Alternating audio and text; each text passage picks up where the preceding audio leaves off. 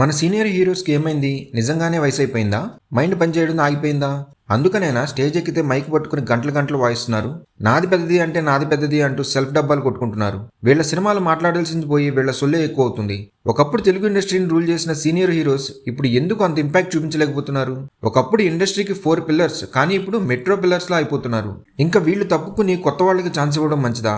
Side ఇచ్చి side characters చేసుకోవడం బెటరా? ఇవన్నీ వీడియోలో డీటెయిల్ గా మాట్లాడుకుందాం.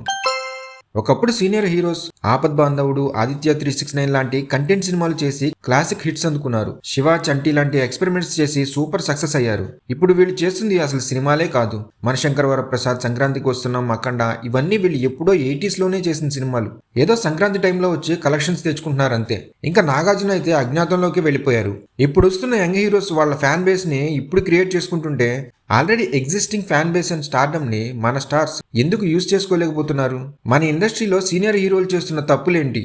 మన సీనియర్ హీరోస్ కి ఉన్న ప్రాబ్లం ఫ్యాన్ బేస్. ఇప్పుడు వాళ్ళకి ఫ్యాన్ బేస్ లేదనో, యూత్ లో పాపులారిటీ లేదనో చెప్పట్లేదు. కానీ ఫ్రాంక్లీ స్పీకింగ్ వాళ్ళకున్న 80 to 85% ఫ్యాన్ బేస్ ఇప్పుడు middle age or senior citizens కి ఇంచు దూరంలో ఉన్న వాళ్లే. అండ్ ఈ ఏజ్ గ్రూప్ థియేటర్స్ కి రావడం చాలా రేర్. ఇంకా యాజ్ పర్ రిపోర్ట్స్ 90% థియేటర్స్ కి కలెక్షన్స్ తెచ్చేది యూత్. సో ఈ క్యాలిక్యులేషన్స్ తో వెళ్తే ఎస్, సీనియర్ యాక్టర్స్ వాళ్ళ ఫ్యాన్ బేస్ ని నమ్మి సినిమా తీయకపోవడం మంచిది. కంటెంట్ ఓరియంటెడ్ సినిమాలకి మారిపోవడం చాలా బెటర్. వీళ్ళు చేసే అతిపెద్ద మిస్టేక్ ఏంటంటే రొమాంటిక్ సీన్స్ చేయడం. వాళ్ళ కూతురు వయసున్న హీరోయిన్స్ వెనకాల తిరుగుతూ కింద పొట్ట పైన బట్టతో హీరోయిన్స్ తో రొమాన్స్ చేస్తుంటే చూసే ఆడియన్స్ కి నవ్వు వస్తుంది.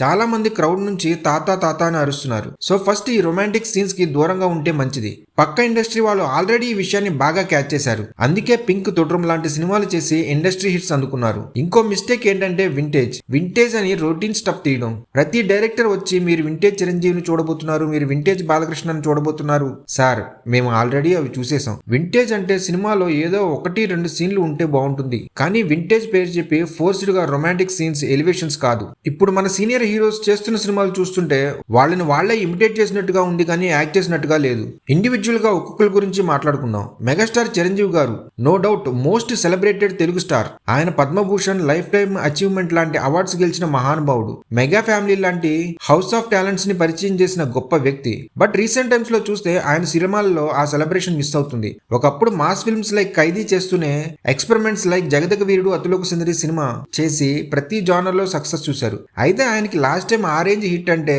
అది ఠాగూరే. ఆఫ్టర్ కమ్బ్యాక్ ఏం మారిందంటే ఏం మారలేదు. దట్స్ వై ఆడియన్స్ కూడా ఆయన సినిమాలతో కనెక్షన్ వీక్ అయిపోతూ వచ్చింది. ఆఫ్టర్ సైరా ఒక్క వాల్తేర్ వీరయ్య తప్ప ఏది ఆడియన్స్ కి ఎక్కలేదు. ఆ కంఫర్ట్ జోన్ నుంచి బయటకు వచ్చి విశ్వంబర కమిట్ అయ్యారు. కాన్సెప్ట్ కొత్తగా ఉంది.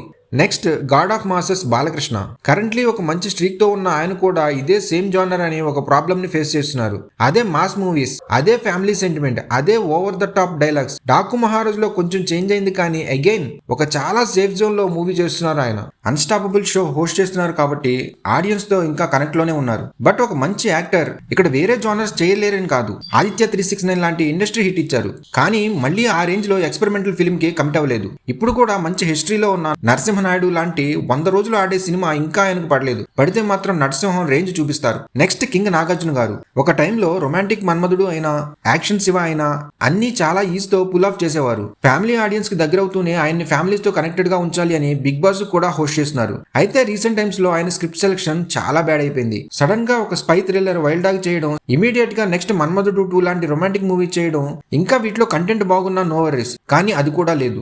ఆయన యాక్టర్ గా రీడిఫైన్ చేసుకుందామని కుబేర అండ్ కూలీ లాంటి ప్రాజెక్ట్స్ లో ఇంపార్టెంట్ రోల్స్ లో యాక్ట్ చేశారు. కానీ ఆ సినిమాలు ఫ్లాప్ అవడం వల్ల అది కూడా సక్సెస్ కాలేదు. కానీ అది ఒక గ్రేట్ మూవ్ అనొచ్చు. నెక్స్ట్ విక్టరీ వెంకటేష్ గారు. చాలా వరకు ఈ లిస్ట్ లో వెంకటేష్ గారు మాత్రమే యూత్ తో కంపారిజన్ లో ఉన్నారు. దృశ్యం 2 అండ్ నారప్ప రీమేక్స్ అయినా సరే వెంకీమామ యాక్టింగ్ మాత్రం ఒరిజినల్ కి ఏమాత్రం తగ్గకుండా ఉంటుంది. కొంచెం డిఫరెంట్ గా ట్రై చేద్దామని రాణా నాయుడు లాంటి వెబ్ సిరీస్ చేశారు, కానీ అది మాత్రం ఫ్లాప్ అయింది. మళ్ళీ ఫ్యామిలీ ఆడియన్స్ కి నచ్చేలా సంక్రాంతికి వస్తున్నాం సినిమాతో బ్లాక్ బాస్టర్ కొట్టారు. ఇది మన సీనియర్ హీరోస్ బాగోతాం. అయితే ఇప్పటి వరకు జస్ట్ మన తెలుగు యాక్టర్స్ మిస్టేక్స్ గురించి మాట్లాడుకున్నాం. ఇప్పుడు వేరే ఇండస్ట్రీ వాళ్ళ గురించి కూడా ఒకసారి మాట్లాడుకుందాం. ఫస్ట్ మన రజనీకాంత్ గారు. ఆయనకున్న పవర్ అండ్ ఆరా వేరే లెవెల్. మొత్తం ఇండస్ట్రీలో ఇంకా యంగ్ హీరోస్ ఉన్నప్పటికీ ఫస్ట్ 1000 కోట్ల మూవీ ఒక 74 ఇయర్స్ ఉన్న సీనియర్ యాక్టర్ పై డిపెండెంట్ గా ఉన్నారంటే ఆయన రేంజ్ ఏంటో అర్థం చేసుకోవాలి. దర్బార్ లాంటి ఫ్లాప్స్ పడ్డాక ఆయన జైలర్ లాంటి మాస్ మూవీస్ ని చూస్ చేసుకున్నారు. దీంట్లో ఆయన ఏజ్ కి తగ్గట్టు రోల్ చేశారు. రొమాన్స్ లేదు, యాక్షన్ కూడా చాలా లిమిటెడ్ స్కోప్ ఇచ్చారు. ఏజ్ కి సరిపడా క్యారెక్టర్స్ అండ్ స్క్రిప్ట్స్ ని ఎంచుకుంటే పెద్ద హిట్స్ కొట్టొచ్చు అని ఆయన ప్రూవ్ చేశారు. Another legend from Tamil industry is Kamal Haasan. 245 movies చేసిన ఆయన యాక్టింగ్, ప్రొడక్షన్, డైరెక్షన్, సింగింగ్ అన్నీ చేశారు. అయితే 2022 వరకు కూడా ఆయనకి బ్యాడ్ ఫేసే నడిచింది. ఎంతో ఆశలతో వచ్చిన విశ్వరూపం 2 బాక్సాఫీస్ దగ్గర ఫ్లాప్ అయింది. అప్పుడు పడింది విక్రమ్ లాంటి సినిమా. విక్రమ్ చేసినందుకు ఫ్యాన్స్ అండ్ యూత్ ఇద్దరు ఇంప్రెస్ అయ్యారు. మొత్తం ఒక న్యూ జోనర్ అని కాకుండా ఒక న్యూ అప్రోచ్ తో తీసిన సినిమా అది. దీంట్లో కూడా ఏజ్ కి తగ్గట్టు రోల్ చేశారు కమల్ హాసన్. మలయాళంలో మోహన్ లాల్ అండ్ మమ్ముట్టి గారు ఉన్నారు. మలయాళంలో ఒక స్టాండ్అవుట్ హీరో మోహన్ లాల్ గారు ఫస్ట్ 50 crores, ఫస్ట్ 100 crores ఇచ్చిన యాక్టర్. మమ్ముట్టి గారు కూడా బ్రహ్మయుగం లాంటి మంచి కాన్సెప్ట్ బేస్డ్ మూవీస్ తో జనాల్ని అట్రాక్ట్ చేస్తున్నారు. హిందీలో అమితాబ్ బచ్చన్ లాంటి వాళ్ళు ఆయన ఏజ్ కి సరిపడేలా రోల్స్ చేస్తున్నారు. వీళ్ళందరూ పెద్ద పెద్ద స్టార్స్ అయినా కాన్సెప్ట్ అండ్ స్టోరీని నమ్మే సినిమాలు తీస్తున్నారు. వేరేస్ మన వాళ్ళు జస్ట్ హీరో ముఖం చూపించే సినిమాలు తీస్తున్నారు. అది తప్పు అని అనలేం. మరీ హీరో ఉన్నాడు కదా అని ఏం తీసినా జనం చూసేస్తారు అనే థాట్ తప్పు.